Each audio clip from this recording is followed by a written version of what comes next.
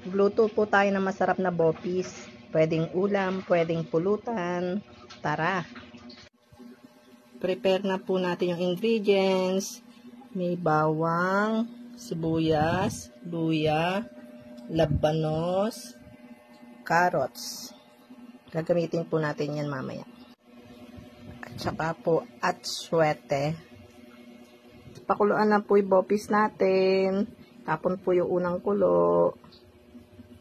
Magluto na po tayo. Unahin na po natin yung atsuete seeds.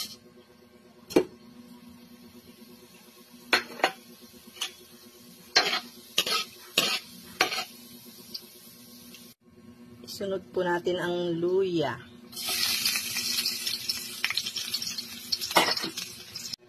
Bawang. Sibuyas. Patis po. Isa po natin yung patis para mas mabango. Pag luto na po yung ingredients natin, lagay na po natin ang bopis. Huwag muna po nating haluin para mag-incorporate yung bawang sa ilalim. Mamaya nyo na po haluin pag nagtubig na siya para mapakuluan po natin yung mga ingredients natin sa ilalim. Pag nagtutubig na po, pwede na po nating haluin. Lagyan po natin ng laurel, tsaka po paminta. Pag wala na pong tubig, lagyan na po natin ng suka.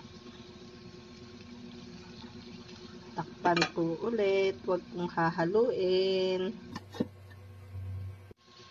Pag okay na po yung suka natin, lagay na po natin yung carrots. Ilagay na din po ang labanos.